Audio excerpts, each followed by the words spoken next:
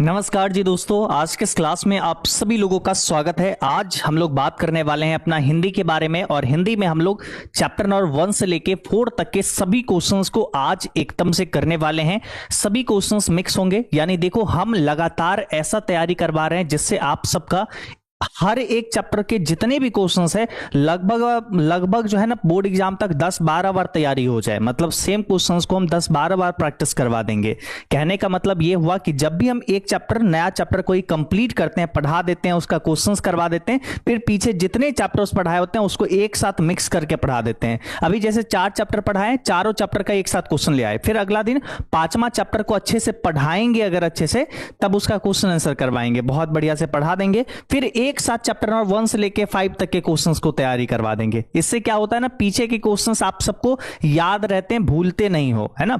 और ये हम बहुत बार ये चीज देख चुके हैं, बहुत सालों तक हम इसकी प्रैक्टिस करवा चुके हैं और इसका रिजल्ट बहुत बढ़िया मिलता है कि आपको एग्जाम अंतिम समय तक भी आपको शुरुआत के चैप्टर का भी क्वेश्चंस वगैरह सब याद रहता है। ठीक है, तो चलो हम लोग शुरुआत करते हैं। चैप्टर 1 से लेके 4 तक के 40 क्वेश्चंस को देखेंगे और 40 में से ट्राई करना है ना, मिनिमम टू मिनिमम, मिनिमम से मिनिमम, कम से कम 35 क्वेश्चंस तो हर हाल में सही हो, है ना। 40 में से कम 35 क्वेश्चंस तो बिल्कुल करेक्ट हो। ठीक है, और अगर 40 में 40 आ रहा है तो समझो बहुत बढ़िया, बहुत ज्यादा अच्छा। ठीक है, चलो शुरुआत करते हैं।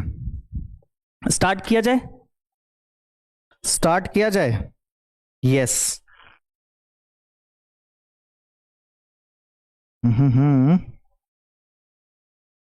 Yes sir.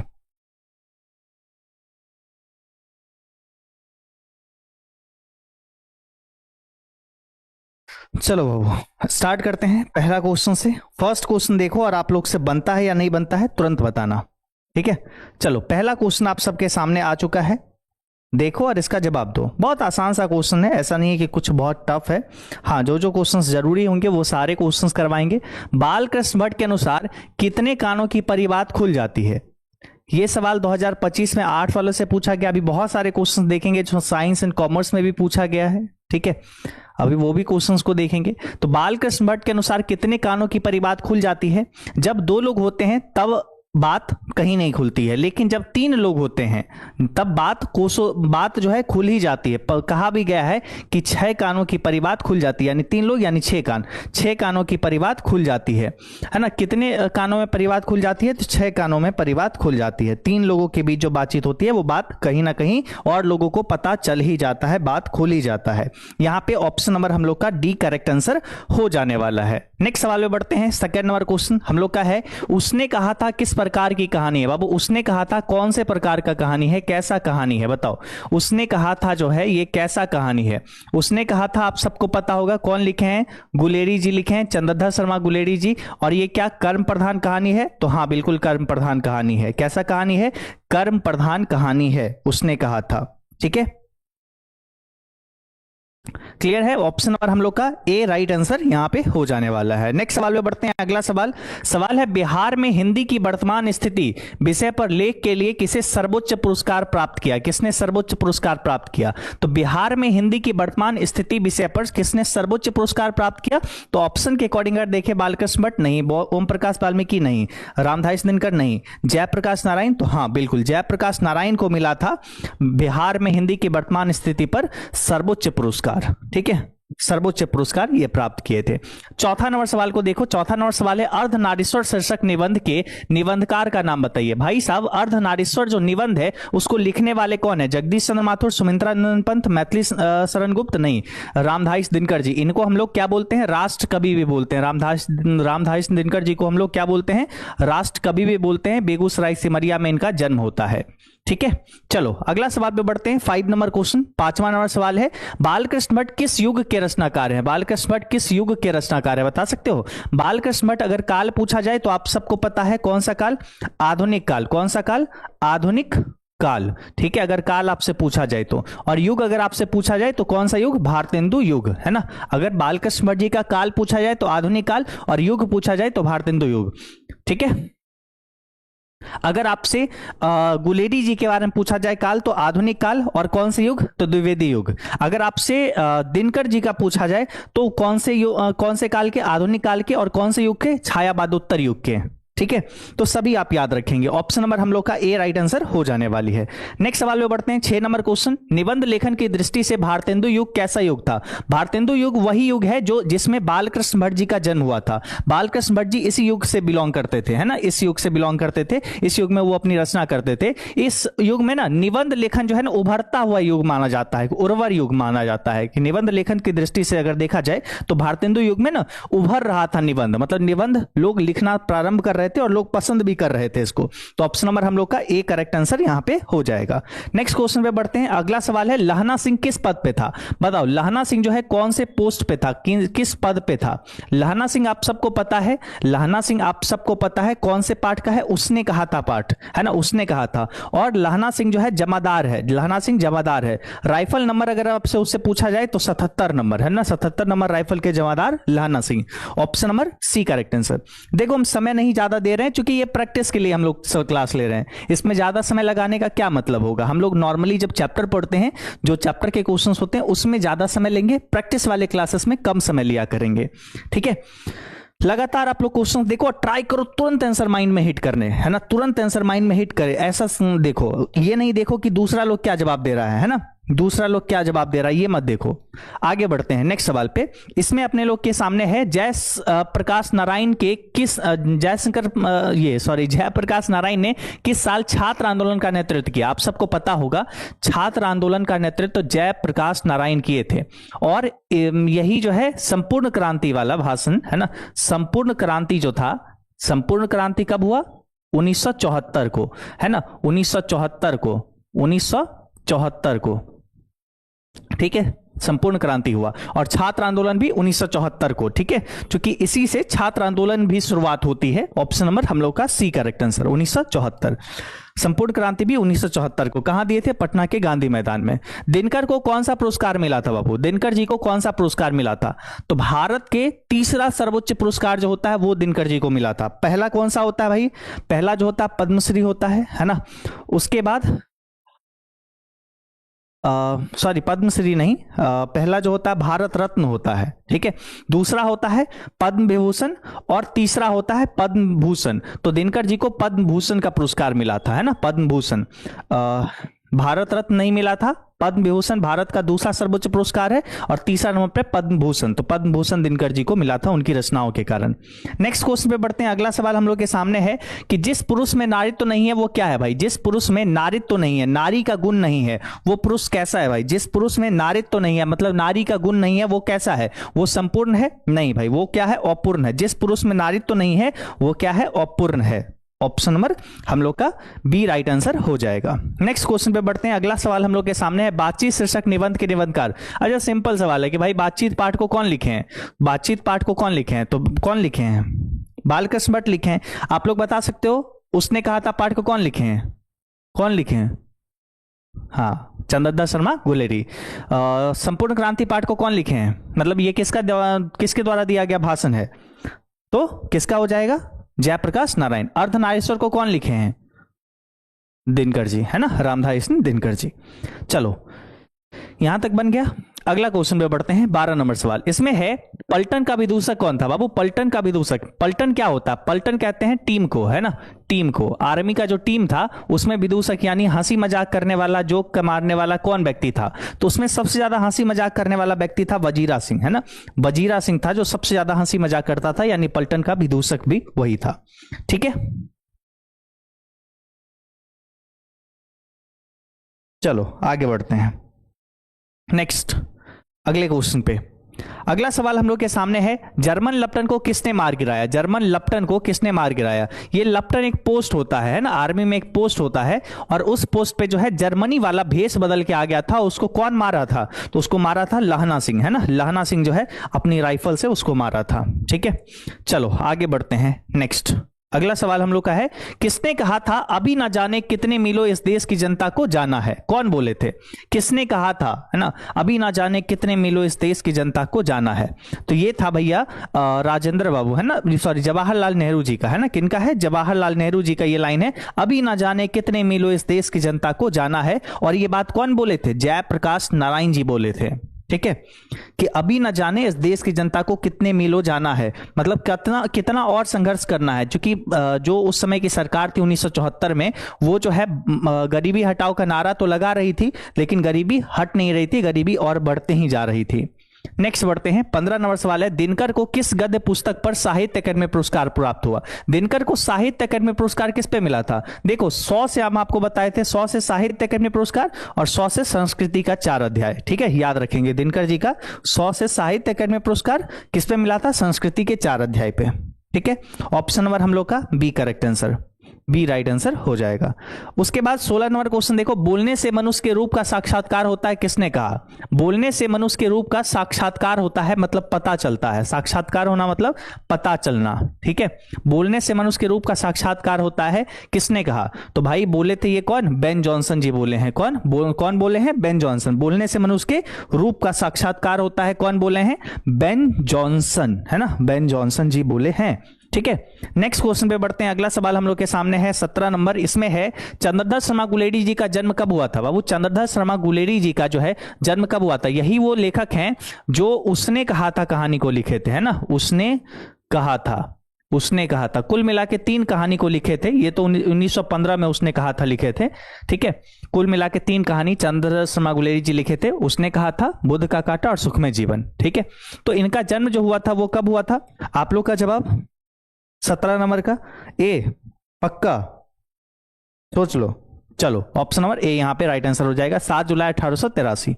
नेक्स्ट क्वेश्चन पे बढ़ते हैं, जयप्रकाश नारायण को किसका दलाल कहा गया? भाई जयप्रकाश नारायण देखो बचपन में ही स्वामी सत्यदेव का भाषण सुनकर उनको लगा कि अमेरिका जाके हम पढ़ सकते हैं, तो अमेरिका गए वो पढ़ने के लिए, और वहां से जब लौटे ना तो यहाँ के लोग जब राजनीति में वो आए तो यहाँ के लोग, यहाँ के जो राजनेता और सारे लोग नेता लोग थे वो बोलते थे अमेरिका का दलाल आ गया। इसीलिए यहाँ पे ये सवाल बन के आया कि जयप्रकाश नारायण को अमेरिका का दलाल कहा जाता था, है ना, क्योंकि वो अमेरिका गए थे पढ़ने के लिए, वहां से पढ़ लिख के लौटे थे।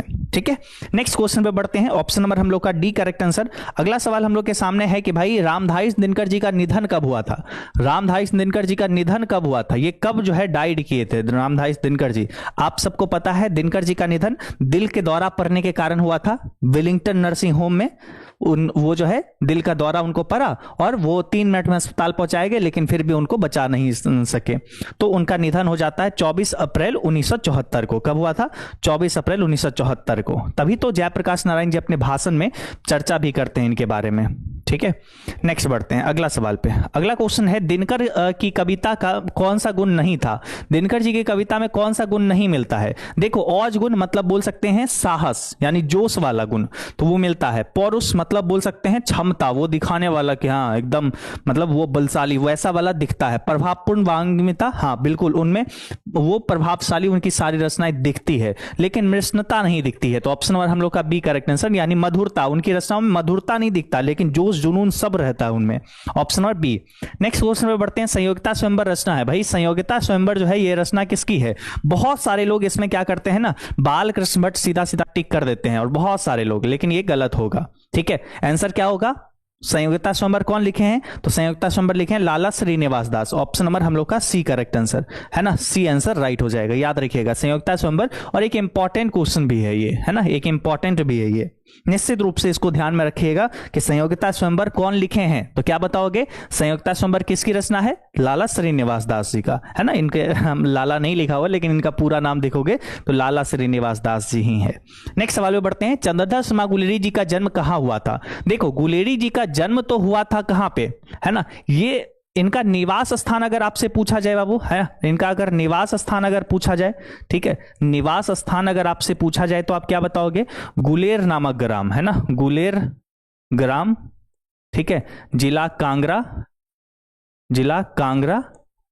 हिमाचल प्रदेश, है ना, हिमाचल प्रदेश। ठीक है, और इनका जन्म स्थान अगर पूछा जाए तो वो हो जाएगा जयपुर राजस्थान। तो दोनों सवाल आप याद रखो। ठीक है, निवास स्थान तो गुलेर नामक ग्राम, जिला कांगड़ा, हिमाचल प्रदेश। ठीक है, और अगर जन्म स्थान पूछा जाए तो जयपुर राजस्थान। दोनों याद रखो। हम आपको संभवतः प्रयास करते हैं कि सभी चीजें बताएं जहां से लोग कंफ्यूज करते हैं, वो सब चीजें आपको बताने का प्रयास करते हैं। अब देखो आप कितना याद रख पाते हो, आप कितने अच्छे से रेगुलर प्रैक्टिस करते हो, मायने वो रखेगा।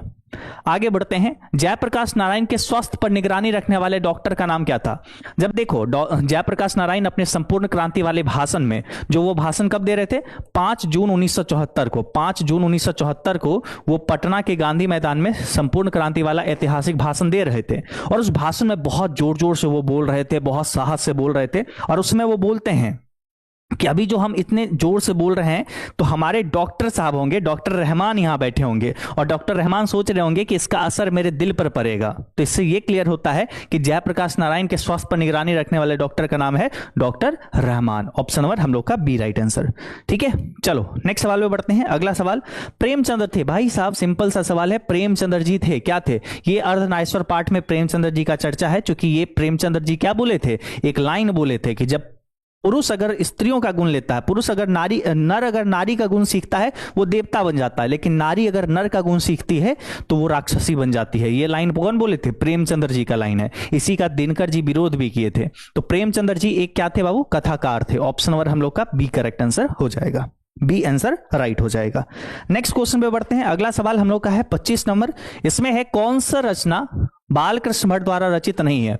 बालकृष्ण भट्ट द्वारा रचित नहीं है। पता है हम अक्सर क्या करते हैं, जब एक्सप्लेन करने चलते हैं तो बहुत सारे बच्चों को लगता है इतना एक्सप्लेन क्यों करते हैं, लेकिन सच बताएं ना, वही आपको बहुत हद तक प्रैक्टिस और स्ट्रांग करता होगा। जब हम चीजों को और ज्यादा थोड़ा थोड़ा एक्स्ट्रा बताते हैं तो वो ज्यादा जरूरी होता है। ठीक है, बालकृष्ण भट्ट जी की कौन सी रचना नहीं है? तो देखो पद्मावत नहीं है, पद्मावती हाँ इन्हीं का रचना है। ठीक है, बेनी संहार इन्हीं का रचना है, मेघनाथ वध इन्हीं का है, लेकिन मेघदूतम इनका नहीं है, मेघदूतम हो जाएगा क्योंकि ये कालिदास जी का है। Option number C correct answer. Next, उसने कहा था कहानी की क्या विशेषता है? उसने कहा था, आप सबको पता है हिंदी कहानी के विकास में मील का पत्थर इस कहानी को माना जाता है, मील का पत्थर इसी कहानी को माना जाता है। और ये कब प्रकाशित किया गया था? 1915 में। किसके द्वारा?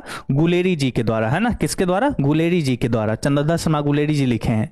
ठीक है, इसमें दिव्य प्रेम की कहानी मिलती है, हाँ मिलती है। प्रेम पर बलिदान की कहानी, हाँ मिलती है। युद्ध की कहानी, हाँ बिल्कुल मिलती है। दिव्य प्रेम की कहानी भाई बचपन में वो लहना सिंह का प्यार, पता है। प्रेम पर बलिदान वो सूबेदार ने बोलती है कि लहना जिस प्रकार से बचपन में मेरी रक्षा की थी उसी प्रकार मेरे बेटे और मेरे पति की रक्षा करना। तो प्रेम पर बलिदान वो दे देता है, लहना की जान चली जाती है लेकिन उसके पति और उसके बेटे को बचा देता है। युद्ध की कहानी भाई पूरा युद्ध की ही कहानी है, जब भारतीय सिपाही जर्मनी गया था, फ्रांस गया था जर्मनी वालों से लड़ाई करने के लिए, तो पूरी युद्ध की कहानी ही नजर आती है। तो option number D right answer हो जाएगा, option number D answer correct हो जाएगा। नेक्स्ट क्वेश्चन पे बढ़ते हैं 27 नंबर। इसमें क्या है? फ्री प्रेस के मालिक कौन थे? भाई साहब फ्री प्रेस के मालिक कौन थे? ऑनर कौन थे फ्री प्रेस के मालिक? तो भाई फ्री प्रेस के मालिक हो जाएंगे सदानंद जी। कौन हो जाएंगे? सदानंद जी। फ्री प्रेस के मालिक सदानंद जी। नेक्स्ट, और इंडियन एक्सप्रेस के मालिक रामनाथ जी गोयनका। ये दो सवाल बहुत इंपॉर्टेंट है। फ्री प्रेस के मालिक सदानंद जी, है ना, और इंडियन एक्सप्रेस के मालिक रामनाथ जी गोयनका। नेक्स्ट बढ़ते हैं अगला सवाल पे। संस्कृति के 4 अध्याय किसकी कृति है? अच्छा, ये सवाल 2026 में पूछा गया था 8 वालों से। ठीक है कहोगे साइंस वाले भैया हम इसको नहीं देखेंगे, मार लग जाएगा। 27 में कहीं तुम ही से ना पूछ ले, 27 में साइंस कॉमर्स वालों से ही ना पूछ ले ये सवाल। ठीक है, सवाल है संस्कृति के 4 अध्याय किसकी कृति है? तो 100 से संस्कृति और 100 से साहित्य अकेडमी। आपको याद होगा कि इसी पर दिनकर जी को क्या मिला था? साहित्य अकेडमी पुरस्कार मिला था। तो ये है दिनकर जी की रचना। दिनकर जी राष्ट्र कवि कहलाते हैं। ठीक है, बेगूसराय सिमरिया जन्म है इनका। आगे बढ़ते हैं। अर्धनारीश्वर कल्पित रूप है। अर्धनारीश्वर कल्पना किया गया रूप है किसका? अर्धनारीश्वर हम आपको क्या बताए थे बाबू? कल्पना किया गया रूप है किसका? तो हम आपको ये तस्वीर भी आपको हम ये दिखाए थे कि अर्धनारीश्वर जो है कल्पित रूप है, यानी कल्पना किया गया रूप है किसका? तो वो इसका, है ना, मतलब शिव और पार्वती का कल्पित रूप, इसी को कहते हैं अर्धनारीश्वर। आधा नारी आधा नर। ठीक है, इसी को कहते हैं अर्धनारीश्वर। तो यहां पे आंसर क्या हो जाएगा? अर्धनारीश्वर कल्पित रूप है, यानी कल्पना किया गया रूप है किसका? शिव और पार्वती का। ऑप्शन नंबर हम लोग का ए करेक्ट आंसर हो जाएगा। नेक्स्ट सवाल में बढ़ते हैं। अगला क्वेश्चन हम लोग के सामने है। सवाल हम लोग के सामने है कि रॉबिन्सन क्रूसो ने 16 वर्ष के उपरांत किसके मुख से एक बात सुनी? रॉबिन्सन क्रूसो, पता है ये ऐसा, इस पे ना एक मूवी भी बना हुआ है, हॉलीवुड मूवी बना हुआ है रॉबिन्सन क्रूसो पे। रॉबिन्सन क्रूसो एक व्यक्ति था, ठीक है, ये क्या करता है? 16 वर्ष तक जंगल में रहा, 16 वर्ष तक जंगल में रहा, है ना। अब देखो, है ना, जंगल में रहा, ठीक है, जंगल, अरे देखो है ना, जंगल में रहा, 16 वर्ष तक ये जंगल में रहा। और जंगल में रहते रहते कुत्ता बिल्ली जानवरों के साथ सोचो ये 16 वर्ष रहा। अभी सोचो तुम लोग का 16 17 18 उम्र हो रहा होगा, इतने साल तक ये तो जंगल में ही रहा और ये इंसानी भाषा तक सब कुछ भूल चुका था, एकदम सोच भूल गया था कि हम भी इंसान हैं, हम भी बोलते हैं। लेकिन बाद में ये एक फ्राइडे नाम का व्यक्ति उसी जंगल से गुजरा ना, तो वो जो बोल रहा था तो उससे ये प्रभावित हुआ, लगा अरे भाई हम भी इंसान थे, ये भूल चुका था अपना, है ना। और समझो इसको बहुत अच्छा लगा, तो फ्राइडे के मुख से एक बात सुनी, रॉबिन्सन क्रूसो 16 वर्ष तक जंगल में रहा और फ्राइडे के मुख से एक बात सुना, तो इसको लगा भाई हम भी इंसान हैं। सरकार ने सूबेदार को जमीन कहां दी है? सूबेदार जो है हजारा सिंह, सूबेदार का नाम क्या है? हजारा सिंह। उसने कहा था चैप्टर में है हजारा सिंह, वो है सूबेदार। और उसको जमीन सरकार दिया था लायलपुर में। कहां पे? लायलपुर में, इनाम के तौर पे। अब उसी का नमक समझ लो दिया, समझ लो नमक दिया, जमीन दिया मतलब नमक दिया। अब उसी का नमक हलाली करने का समय था, यानी युद्ध पर जाना था। ठीक है, नेक्स्ट बढ़ो, आगे बढ़ते हैं। यही बात की चर्चा थी चैप्टर में। जयप्रकाश नारायण ने आईएससी की, है ना, इंटर साइंस की, आईएससी यानी इंटर साइंस की परीक्षा कहां से पास की? आपका भी कॉलेज होगा, आप कुछ बड़ा करोगे तो शायद उस कॉलेज का नाम आप रोशन करोगे, है ना। कहोगे नहीं भैया उस कॉलेज का तो नाम हम पक्का डुबाएंगे ना, डुबा देना। देखो ये ऐसा आईएससी पास किए इंटर साइंस से, आज वो कॉलेज फेमस है। ठीक है, तो जयप्रकाश नारायण कहां से पास किए? तो ये बिहार विद्यापीठ से पास किए। ठीक है, देखो कॉलेज का नाम रोशन कर देते हैं। अब कॉलेज के बारे में आपको याद करना पड़ेगा। एक ये विद्यार्थी हैं। चलो ऑप्शन नंबर डी, कैसे फेमस करोगे अपने कॉलेज का नाम? कोई आइडिया है अपने कॉलेज को कैसे फेमस करोगे तुम? हाँ भैया वहीं से पेपर लीक कर देंगे क्या? चलो, पुरुष रूप तो वृक्ष बन गया, पर नारी को उसने बना दिया क्या चीज? पुरुष खुद तो वृक्ष बन गया। देखो पुरुष जो है ना अपने आप को ऐसा समझता है, पुरुष जो है अपने आप को समझता है कि भाई हम वृक्ष हैं। ठीक है, हम वृक्ष हैं, पुरुष अपने आप को समझता है कि हम वृक्ष हैं। और नारी है ये लता, यानी पुरुष मजबूत है और नारी उस पर कोमल सी है। ठीक है, यानी पुरुष अगर पेड़ अगर गिर गया तो नारी मतलब यानी वो लता खत्म, पुरुष गया तो स्त्री खत्म, ऐसा पुरुष अपने आप को समझता है। इसी चीज का विरोध करते हैं दिनकर जी कि ऐसा नहीं है, पुरुष तो खुद वृक्ष बन गया और नारी को उसने क्या बना दिया? तो लता बना दिया। Option number C correct answer. ठीक है, नेक्स्ट सवाल पे बढ़ते हैं। 34 नंबर, इसमें है भट्ट जी यानी बालकृष्ण भट्ट, भट्ट मतलब बालकृष्ण भट्ट जी को किसने अंग्रेजी साहित्य का एडिशन और स्टिल की श्रेणी में रखा? एडिशन और स्टिल की श्रेणी में कौन रखा? ये बोले जैसे अंग्रेजी साहित्य में एडिशन और स्टिल है, वैसे ही अपना हिंदी साहित्य में हम लोग के एक बालकृष्ण भट्ट जी हैं। वो कौन बोले थे? ये बोले थे रामचंद्र शुक्ल जी, कि हम लोग के एडिशन और स्टिल जो है हिंदी साहित्य के यही हैं, भट्ट जी ही हैं। ये बोलते हैं रामचंद्र शुक्ल जी। ठीक है सर, दिनकर जी ने जो बोला है वो गलत बोला है ना? नहीं नहीं, जो बोला है ना, ये जो बोले हैं ये दूसरे कवि बोले हैं, है ना, ये दूसरे कवि लोग बोले हैं। दिनकर जी इसका विरोध करते हैं कि नहीं ऐसा नहीं है ना, ऐसा नहीं है ना। दिनकर जी ये बोलते हैं, नारियों के पक्ष में बात करते हैं। ठीक है, और सारे कवि लोग नारियों के विरोध में बात करते हैं, लेकिन दिनकर जी नारियों के सम्मान के बारे में बात करते हैं। नेक्स्ट बढ़ते हैं। अगला क्वेश्चन है हम लोग के सामने, अमृतसर में लहना सिंह के कौन थे? अमृतसर भीड़ बड़े बाजार में, है ना, वो 12 वर्ष का लड़का, है ना, यानी लड़का कौन था? देखो क्या लकड़ा लिखे, ये हमको ना बहुत प्रॉब्लम हो जाता है लड़की लड़का में। ठीक है, 12 वर्ष का लड़का। एक बार और बड़ा प्रॉब्लम हुआ था, सब वीडियो बना बना के डाल दिया कि लकड़ी नहीं लड़का है, अरे लकड़ी लड़की, है ना, ऐसा वाला कुछ था। तो 12 वर्ष का लड़का और 8 वर्ष की लड़की, है ना। देखो एक बार में लिख दिए, क्या समझते हो? अमृतसर में लहना सिंह के कौन थे? तो अमृतसर में लहना सिंह के मामा रहते थे। Option number C correct answer, option number C यहाँ पे करेक्ट आंसर हो जाएगा। ठीक है, मामा रहते थे। आगे बढ़ते हैं नेक्स्ट सवाल पे।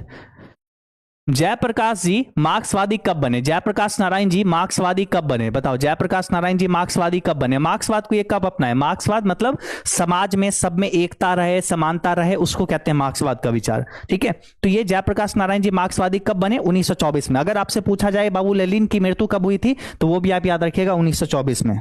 ठीक है, 1924 में। सर हम देखे थे, हाँ सही बात है। सब जो पढ़ाई वाला रहे वो तो नहीं देखे थे। नहीं भैया वो आपका कहाँ देखे थे? हाँ सर एक कॉमेडी वाला वीडियो था, हाँ वो भैया एकदम देख लिए हैं, उसमें पीछे थोड़ी हटेंगे, है ना। चलो आगे बढ़ते हैं नेक्स्ट। 37 नंबर। रामधारी सिंह दिनकर का जन्म कब हुआ था? रामधारी सिंह दिनकर जी का जन्म कब हुआ था? सोचो, एक बिहार के कवि हैं, ठीक है, राष्ट्र कवि कहलाए, और इनका जन्म कब हुआ था? तो 1908 में। कहां पे? सिमरिया, बेगूसराय, बिहार में। नेक्स्ट, बालकृष्ण भट्ट जी का निवास स्थान कौन सा है? बालकृष्ण भट्ट जी का निवास स्थान, अरे बालकृष्ण, लखनऊ नहीं, इलाहाबाद। इलाहाबाद का अब नाम चेंज हो गया है, पता है ना? पता है कि नहीं है? पता होना चाहिए। प्रयागराज हो गया है ना इलाहाबाद, उत्तर प्रदेश, या फिर ऑप्शन में रह सकता है प्रयागराज। ठीक है, चलो। सर जी आप रोहतास जिला में आए हैं? बिल्कुल आए हैं। अब बढ़ते हैं आगे। सुखमय जीवन किसकी रचना है? सुखमय जीवन किसकी रचना है? सुखमय जीवन किसकी रचना है? इस बार भी आएंगे, है ना? देखो, पिछले बार भी गया जी वगैरह गए थे, और अलग अलग जगह पे, बहुत सारे जगह पे घूमे थे। इस बार सोचेंगे, है ना, वही कैमूर, रोहतास, ये सब चीज़ों की तरफ, इन सब जगह पे आए। ठीक है, बहुत अच्छा अच्छा प्राकृतिक सौंदर्य है, मतलब बहुत सारे वीडियोस में देखे, जब उधर गए तो उस साइड पहाड़ी वो इलाका, वो सब अच्छा है ना? तो कभी हम भी आएंगे तो अलग अलग वीडियोस उधर का हम बना सकते हैं। चलो, सुखमय जीवन किसकी रचना है बाबू? सुखमय जीवन बुद्ध का काटा और उसने कहा था, तीनों चंद्रधर शर्मा गुलेरी जी की रचना है। तीनों किसकी रचना है? गुलेरी जी की रचना है। नेक्स्ट सवाल पे बढ़ते हैं। सवाल है हम लोग का, 1974 में बिहार प्रदेश के मुख्यमंत्री कौन थे? तो 1974 में बिहार प्रदेश के मुख्यमंत्री थे कौन? बिहार प्रदेश के मुख्यमंत्री थे अब्दुल गफूर जी। देखो, जैसे हमको याद है वैसे तुमको क्यों नहीं याद होगा? बार बार प्रैक्टिस करोगे सब हो जाएगा। अभी देखो, है ना, अभी हम आपको एक ही चीज बोलेंगे। आप जब जो है ना मेरे साथ रोजाना 7 PM पे क्लास करोगे, हम गारंटी लेते हैं कि आपको जैसे हम टिक कर देते हैं ना तुरंत में आंसर, वैसे आप लोग टिक करोगे, क्योंकि हम इतने बार क्वेश्चंस की प्रैक्टिस करवा देंगे, इतने बार तैयारी करवा देंगे कि आप सब लोग का पूरा बुक का तैयारी हो जाएगा। हर चैप्टर बाय चैप्टर पढ़ाते जा रहे हैं, क्वेश्चन की प्रैक्टिस करवाते जा रहे हैं, और ऐसे प्रैक्टिस करवा रहे हैं कि आप सब लोग बेहतर कर पाओ, है ना? क्वेश्चन देखो, तुरंत उसका जवाब दे पाओ, इतनी बार प्रैक्टिस करवा देंगे। ठीक है, तो रोजाना शाम 7 बजे जुड़ा करिए। अगर आपको सच में प्रैक्टिस और स्ट्रांग करना है, बेहतरीन करना है, तो डेली क्लास से जुड़िए, जरूरी है। सब्सक्राइब करके रख लीजिए, ऑल नोटिफिकेशन ऑन कर लीजिए, ताकि जो है डेली आपको नोटिफिकेशन जाए क्लास से पहले। ठीक है, बहुत सारे लोगों तक जानकारी ही नहीं पहुंच पाता है। और बाद बाकी कितना सही हुआ निश्चित रूप से बताओ। 40 क्वेश्चंस करवाए हैं, 40 में कितना सही हुआ? देखो, हम ये प्रयास करते हैं कि आप सबको हम मेरे इस चैनल पे, इस पे कम वीडियोस रहे, लेकिन जो भी वीडियोस आए जो वो अच्छा हो, कम समय में ज़्यादा से ज़्यादा तैयारी कर सको।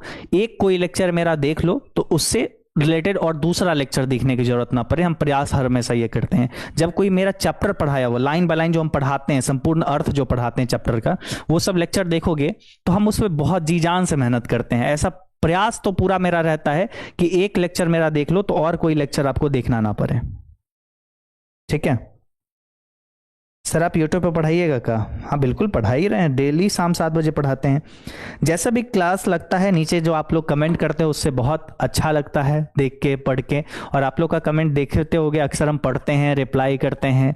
तो आगे भी आप सब लोग जो भी आपको जैसा भी क्लास लगा नीचे कमेंट करिएगा। आगे फिर कल और कोई और नया क्लास के साथ आपसे मिलते हैं, और कल हो सकता है इंग्लिश की क्लास होगी, है ना? या फिर कल बोलो तो हिंदी और इंग्लिश दोनों मिक्स करके ऑब्जेक्टिव क्वेश्चंस लेते हैं। आप लोग अगर बोलोगे तो ऑब्जेक्टिव की अगर तैयारी करना है तो दोनों को एक साथ, नहीं तो कोई इंग्लिश का नया चैप्टर स्टार्ट करेंगे।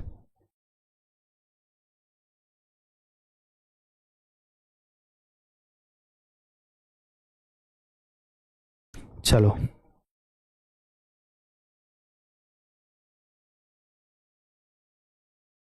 ठीक है, चलो ठीक है, वो भी देखते हैं। जी सर, लीजिए। ओके सर, ठीक है, तो कल आते हैं क्लास लेके, है ना? कल आते हैं वो क्लास लेके। आज के लिए बस इतना ही। आप सब लोग हम सफ़र बैच एजुकेशन पे जो है हम लोग का, अगर हिंदी इंग्लिश के लिए सिर्फ ज्वाइन करेंगे तो 599 599 में पूरा अभी से एग्जाम तक, और सारे सब्जेक्ट आपको 1499 में मिल जाएंगे। ठीक है, ये हिंदी मीडियम के लिए, साइंस कॉमर्स आर्ट्स के लिए अलग बैच है, इंग्लिश मीडियम के लिए अलग बैच है। ठीक है, चलो टाटा, बाय बाय।